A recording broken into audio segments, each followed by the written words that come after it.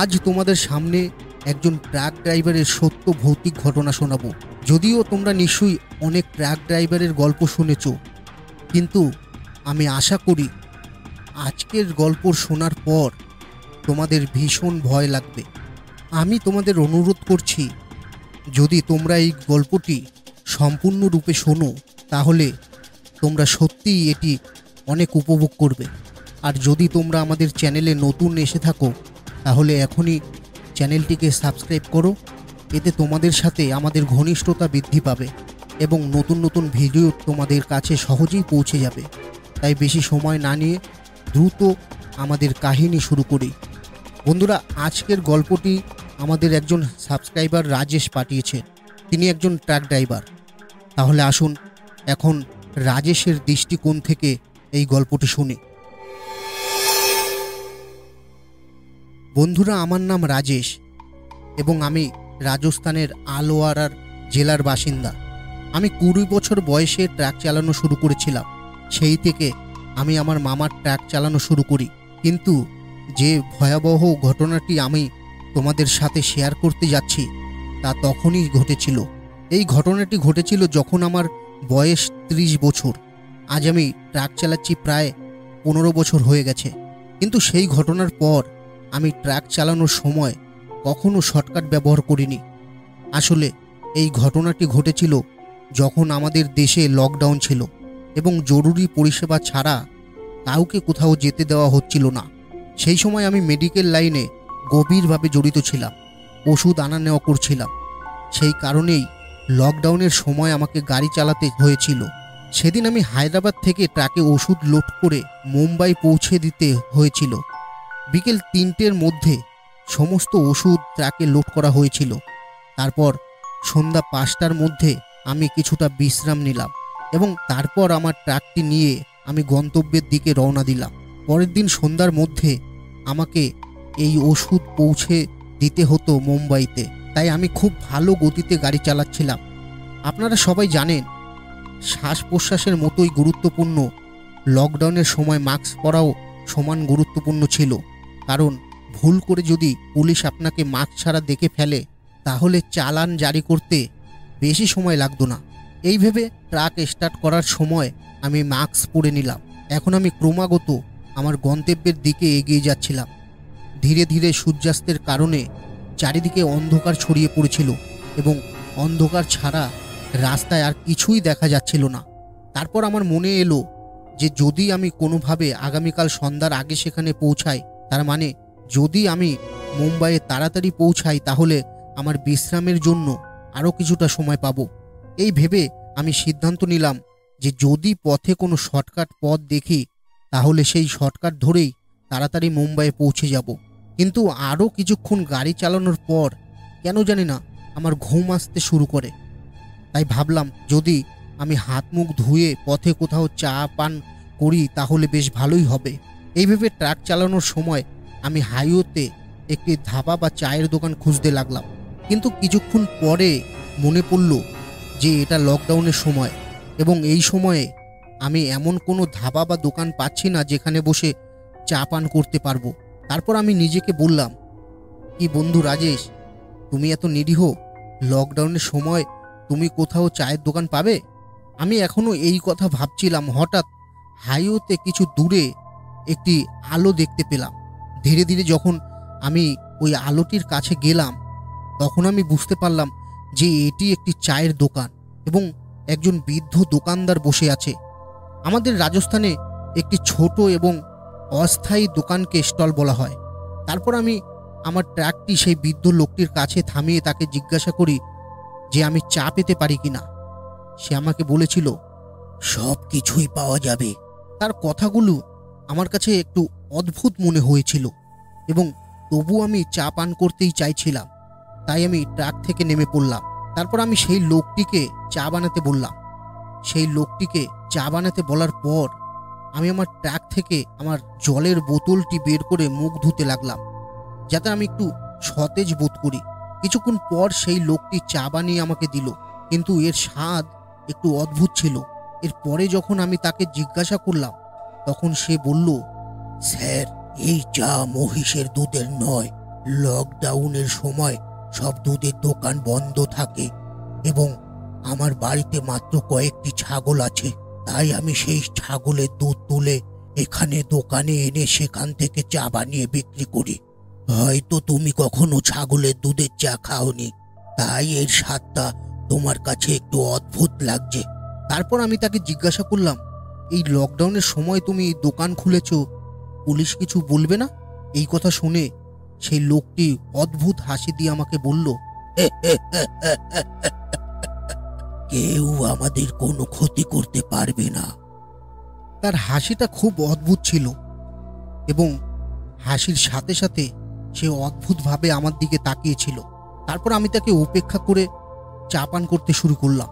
আমি ভেবেছিলাম যে এই বৃদ্ধকে একটু বকে দেওয়া হয়েছে। যখন আমি তার দোকানে চা খেতে নামলাম তখন আমি আমার ট্রাকটি চালিয়ে রেখেছিলাম, কিন্তু হঠাৎ ইঞ্জিন থেমে গেল। আমি ভাবলাম এটা কিভাবে হতে পারে, কারণ ইঞ্জিন একেবারে নতুন এবং এটি কখনো নিজে থেকে থেমে যায়নি। আমি নিজেই চাবি দিয়ে এটা বন্ধ করি। তারপর আমি ভাবলাম যে হয়তো ট্রাকটি সার্ভিসে গিয়েছিল, তাই এটি নিজেই বন্ধ হয়ে গেছে। আমি এই জিনিসটি উপেক্ষা করে চা পান করতে শুরু করেছিলাম, কিন্তু এটি পান করার সময় আমি এর স্বাদটি একটু বেশি অদ্ভুত মনে করেছিলাম। আমি তোমাকে বলেছিলাম যে আমি রাজস্থানে থাকি, তাই আমি জীবনে আগে অনেকবার ছাগলের দুধের চা খেয়েছি, কিন্তু এর স্বাদ আজ সেই বৃদ্ধের চায়ের মতো ছিল না। তারপর চা পান করার সময় হঠাৎ আমার চোখ ওই দোকানের পাশে গেল। দেখলাম পাশ থেকে একটা রাস্তা চলে গেছে। আমি ভাবলাম এটা হয়তো একটা শর্টকাট রাস্তা। তারপর আমি সেই লোকটিকে জিজ্ঞাসা করলাম যে এই রাস্তাটা কোথায় যায়। তারপর সেই লোকটি আবার সেই অদ্ভুত হাসি দিয়ে আমাকে বলল, তুমি যেখানে যেতে চাও এই রাস্তা তোমাকে সেখানে নিয়ে যাবে। তারপর আমি সেই লোকটিকে বললাম যে তুমি কিভাবে জানো যে আমি যেখানে যেতে চাই এই রাস্তাটা আমাকে সেখানে নিয়ে যাবে? এই কথা শুনে লোকটি কিছু বলল না, সে শুধু মাথা নিচু করে চুপচাপ বসে রইল। তারপর আমি তাকে আবার জিজ্ঞাসা করলাম, ঠিক আছে বলো তো এখান থেকে মুম্বাই কতটা দূরে? এই কথা শুনে লোকটি মুখ নিচু করে বলল, 10 কিলোমিটার দূরে। আমি যখন সেই লোকটির কাছ থেকে আরো একটু দূরে পৌঁছতে যাচ্ছিলাম তখনই লোকটি অদ্ভুতভাবে কাঁপতে শুরু করলো। আমি যখন মনোযোগ দিয়ে তার দিকে তাকালাম তখন তার একটি হাত খুব কাঁপছিল। আমারও একটু অদ্ভুত লাগছিল।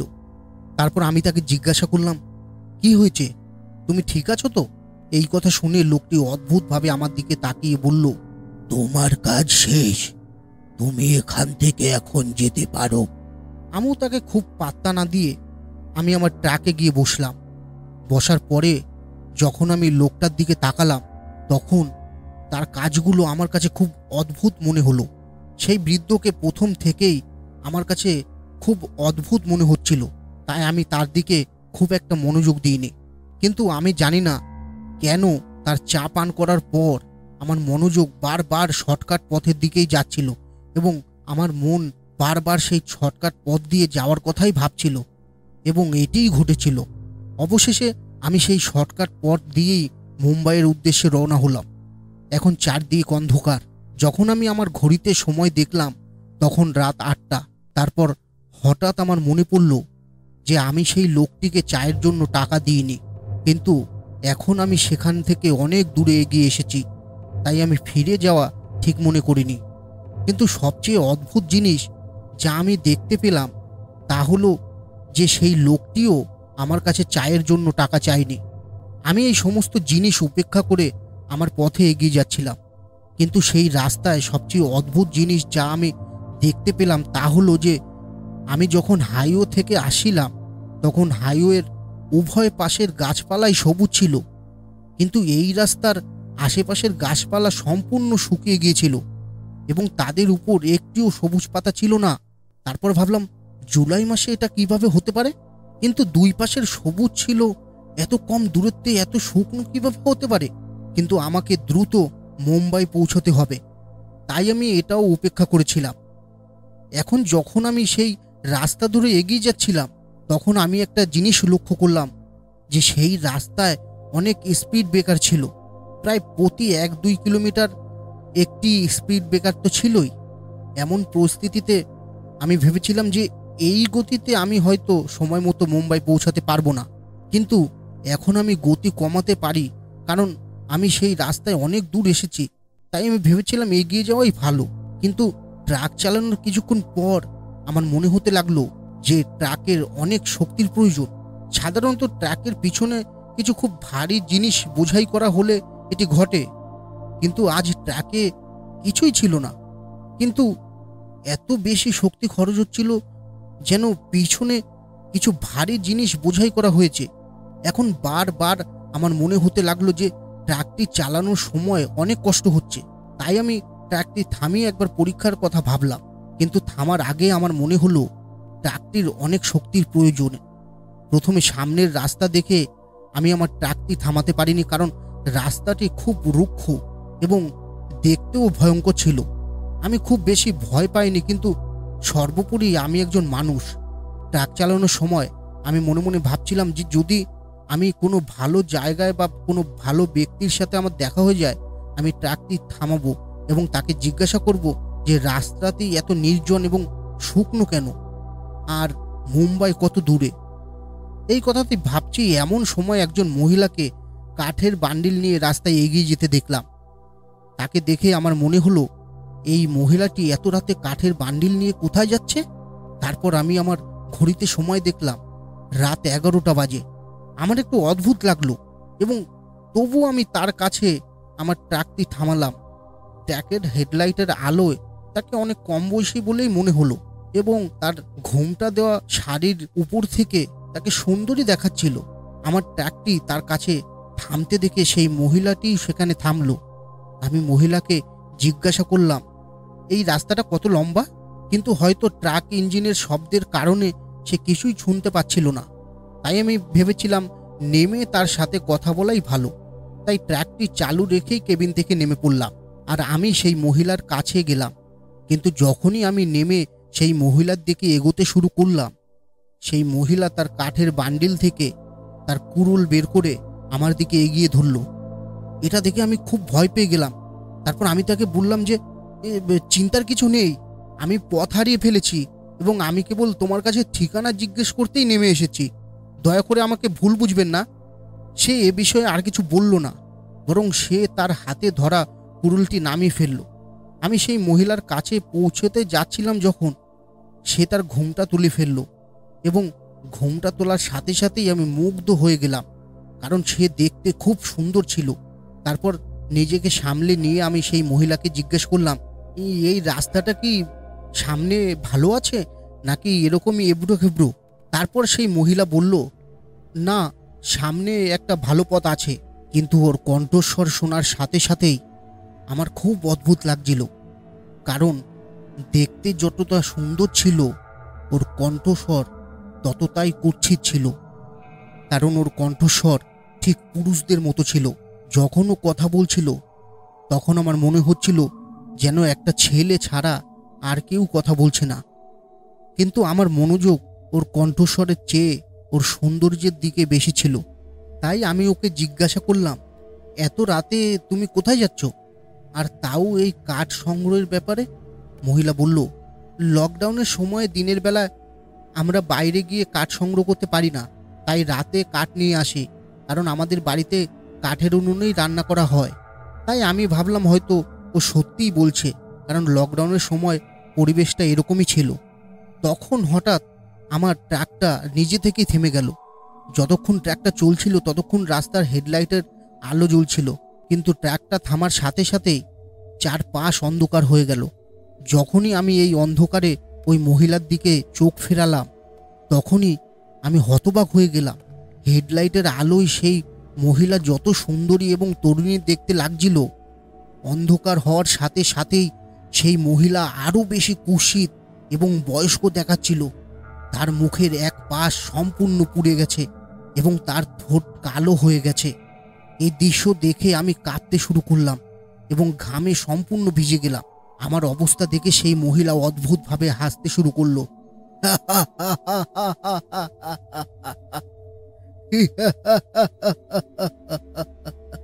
এখন তিনি যত বেশি হাসছিল তার ঠোঁট থেকে রক্ত ঝরছিল। এইসব দেখে আমি পাথরের মতো নিথর হয়ে গেলাম। আমি নড়াচড়া করতে এবং চিৎকার করতে চাইছিলাম, কিন্তু আমার গলা থেকে কোনো শব্দ বের হচ্ছিল না এবং মনে হচ্ছিল যেন কেউ আমার পায়ে ফেভিকুইক লাগিয়ে দিয়েছে।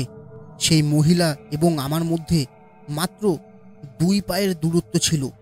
এখন সে আরও ধীরে ধীরে আমার দিকে আসতে শুরু করলো। এটি দেখে আমার হৃদস্পন্দনের গতি দ্বিগুণ হয়ে গেল। আমার মনে হচ্ছিল আমার হার্ট অ্যাটাক হতে চলেছে। সেই মহিলা অদ্ভুতভাবে হাসতে হাসতে আমার দিকে তাকিয়েছিল এবং তার ভেতর থেকে একটা গুড় গুড় শব্দ আসছিল এবং তার ঠোঁট থেকে রক্ত ঝরছিল। এটা নিজে নিজেই টপ টপ করে ঝরছিল, যেন কারো রক্ত পান করেছে। ওই মহিলার হাসি ঠিক সেই বৃদ্ধ লোকটার মতোই ছিল। সন্ধেবেলায় যে লোকটার চায়ের স্টলে চা পান করেছিলাম এবং যে আমাকে এই শর্টকাট দেখিয়েছিল, সে আমার দিকে তাকিয়েছিল এবং ঠিক তার মতোই হাসছিল। আমি সেখান থেকে পালাতে যাচ্ছিলাম, ঠিক তখনই সে তার মাথায় রাখা বান্ডিলটা ওই দিকে ছুঁড়ে মারল। আমি যখন সেই বান্ডিলের দিকে তাকালাম, তখন আমি হতবাক হয়ে গেলাম, কারণ এটি কাঠের বান্ডিল ছিল না, বরং এটি ছিল মানুষের হাড়ের একটি কাঠামো, যার মধ্যে অনেক মানুষের কঙ্কাল ছিল। এই সব দেখে আমি বুঝতে পেরেছিলাম যে আমি খুব ভুল পথে চলে এসেছি এবং এর সাথে সাথে আমি খুব আহতও হয়েছি, কারণ সে এখন আমাকে জীবিত ছাড়বে না। সেই বান্ডিলটি দেখে আমি ভেবেছিলাম যে মহিলাটি অবশ্যই এই লোকগুলিকেও মেরে ফেলেছে এবং এগুলি সব মানুষের কঙ্কাল, এবং আজকের পরে আমারও একটি কঙ্কাল তাদের সাথে যোগ দেবে। এখন সে ধীরে ধীরে হাসতে শুরু করে এবং কাঁদতেও শুরু করে। তারপর হঠাৎ অন্ধকার থেকে একজন লোক এসে হাজির হয়। লোকটাকে আসতে দেখে আমার জীবন বাঁচানোর কিছু আশা দেখা দিতে লাগলো। আমি ঠিক ভেবেছিলাম এই লোকটা এখানে এসে আমাকে এই মহিলার কবল থেকে মুক্ত করবে, কিন্তু লোকটা কাছে আসার সাথে সাথেই তার মুখ দেখে আমার বেঁচে থাকার আশার চেয়ে মৃত্যুর সম্ভাবনা আরও বেড়ে গেল। কারণ এই সেই বৃদ্ধ লোক যে আমাকে ওই স্টলে চা দিয়েছিল। আমার কাছে এসে সেই বৃদ্ধ আমাকে বলল, টাকা না দিয়ে কেন এসেছিলে? চায়ের দাম কে দেবে? সেই সময় আমি তাদের দুজনকেই বলতে চাইছিলাম যে তোমরা চায়ের টাকা নিয়ে যাও, কিন্তু আমাকে ছেড়ে দাও, আমার জীবন বাঁচাও। কিন্তু আমার গলা দিয়ে কোনো কথা বের হচ্ছিল না। হঠাৎ সেই ডাইনি আর সেই বৃদ্ধ আমাকে বুকে লাথি মারল এবং আমি উপুর হয়ে পড়ে গেলাম রাস্তায়। তখন আমি বুঝতে পেরেছিলাম যে এরা আমাকে মেরে ফেলবে। আমি যখন সেখান থেকে উঠে পালানোর চেষ্টা করছিলাম, তখনই সেই ডাইনি হঠাৎ লাফিয়ে আমার বুকে এসে বসলো। সে তার দাঁত দিয়ে আমার উপর আক্রমণ করতে যাচ্ছিল। হঠাৎ আমার ফোন বেজে উঠল এবং আমার ফোন বেজে ওঠার সাথে সাথেই সেই মহিলা হঠাৎ কাঁদতে শুরু করলো এবং জোরে জোরে কান চেপে ধরল, যেন আমার ফোনের শব্দ তাকে খুব বিরক্ত করছে। তারপর আমি আমার ফোনের রিংটোনের দিকে মনোযোগ দিলাম এবং আমার মনে পড়ল যে আমি আমার ফোনের রিংটোনে হনুমান চালিসা সেট করেছিলাম। এবং তারপর আমি ভাবলাম যে যদি আমি এই ফোনটি ধরি এবং রিংটোন বন্ধ হয়ে যায়, তাহলে রিংটোন বন্ধ হওয়ার সাথে সাথে এই ডাইনি আবার আমার উপর আক্রমণ করবে। কিন্তু কিছুক্ষণ পরেই ফোনটি কেটে গেল এবং রিংটোন বন্ধ হয়ে গেল। রিংটোন বন্ধ হওয়ার সাথে সাথেই সেই ডাইনি আবার আমাকে আক্রমণ করতে যাচ্ছিল। হঠাৎ আবার ফোনটি বেজে উঠল এবং ফোনে আবার হনুমান চালিসার শব্দ বাজতে শুরু করলো। এর সাথে সাথে এবার হঠাৎ আমি জানি না কিভাবে ট্রাকটি চালু হয়ে গেল। হওয়ার সাথে সাথে ট্রাকের হেডলাইট জ্বলে উঠল এবং আমার চারপাশে আলো ছড়িয়ে পড়ল। এই ঘটনার সাথে সাথেই ডাইনি মহিলা এবং ওই বৃদ্ধ সেখান থেকে অদৃশ্য হয়ে গেল। কিন্তু হনুমান চালিসা তখনও আমার ফোনে বাজছিল। কেউ একজন আমার ফোনে বারবার ফোন করছিল, যার কারণে হনুমান চালিসা বাজছিল। তখন আমি বুঝতে পেরেছিলাম যে যদি আমাকে এই ডাইনির এবং সেই বৃদ্ধের খপ্পর থেকে বাঁচতে হয়, তাহলে হনুমান চালিসাই আমার একমাত্র ভরসা, যা আমাকে এখান থেকে নিরাপদে বের করে আনতে পারে। তাই আমি তৎক্ষণাৎ আমার শরীরের পূর্ণ শক্তি প্রয়োগ করে উঠে ট্রাকের কেবিনে চলে গেলাম এবং মিউজিক সিস্টেমে কম ভলিউমে হনুমান চালিসা বাজালাম এবং এর সাথে সাথে আমি সেখান থেকে দ্রুত গতিতে ট্রাকটি চালালাম। হনুমান চালিসার শব্দের সাথে সাথে আমার পিছন থেকে শুনতে পেলাম যেন কেউ চিৎকার করছে, কিন্তু আমি সেই সমস্ত শব্দ উপেক্ষা করে কেবল আমার ট্রাক চালানোর দিকে মনোনিবেশ করলাম। ট্রাক চালানোর সময় আমি ভাবলাম, আজ কার ডাক এসেছে যার কারণে আমার জীবন রক্ষা পেয়েছে। তাই আমি আমার মোবাইলটি বের করে দেখতে চেয়েছিলাম কার ডাক এসেছিল। তারপর আমার মনে হলো যে হয়তো সেই ডাইনি আর বৃদ্ধ এখনও আমার পিছু নিচ্ছে। তাই তখন আমার সম্পূর্ণ মনোযোগ ট্রাক চালানোর দিকে দেওয়া উচিত, এবং যখন আমি মুম্বাইতে প্রবেশ করব এবং কোনো লোকালয়ে পৌঁছাবো তখনই আমি ট্রাক থামাবো এবং আমার ফোনটি পরীক্ষা করব। এরপরে যখন আমি মুম্বাইতে আবাসিক এলাকায় প্রবেশ করলাম এবং আমি নিশ্চিন্ত হলাম যে এখন আমার জীবনে কোনো বিপদ নেই, তখন আমি রাস্তার পাশে ট্রাকটি থামালাম এবং আমার ফোনটি বের করে চেক করলাম।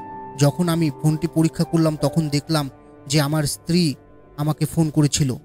তারপর আমি ভাবলাম যে ও নিশ্চয়ই চিন্তিত যে আমি ওর ফোনটি রিসিভ করিনি। তাই আমি আমার স্ত্রীকে ফোন করলাম। যখন আমি আমার স্ত্রীকে ফোন করেছিলাম এবং তার কাছ থেকে যা শুনেছিলাম তাতে আমার চোখে জল এসে গেল। আমার স্ত্রী বলল যে তোমার মেয়ে বারবার তোমার সাথে কথা বলার জন্য জোর করছে এবং বলছে যে আমাকে এখনই বাবার সাথে কথা বলতে দাও। তাই আমি তোমাকে বারবার ফোন করেছিলাম, কিন্তু তুমি ফোন ধরলে না। আসলে দাদা, আমি আপনাকে বলতে ভুলে গিয়েছিলাম যে আমার বিয়ে কয়েক বছর আগে হয়েছে এবং আমার একটি 3 বছরের মেয়েও আছে। তারপর ভাবলাম আজ আমার মেয়ের জন্যই আমার জীবন বেঁচে গেল।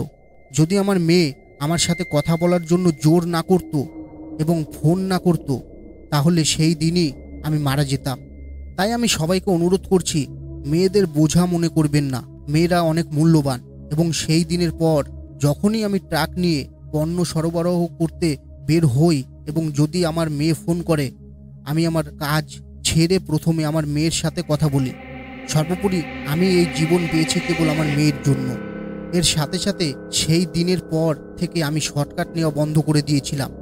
কিন্তু যখন আমি আমার সহকর্মী ড্রাইভারদের শর্টকাট রুট এবং সেই চায়ের দোকানের সম্পর্কে বললাম, তারা আমাকে বলল, আরে কয়েক বছর আগে একজন বাবা আর মেয়ে সেখানে সেই চায়ের দোকান চালাতে, কিন্তু একদিন কেউ মদ্যপান করে ট্যাক্স চালাচ্ছিল এবং সে তাদের দোকানের উপর গাড়ি চালিয়ে দেয়।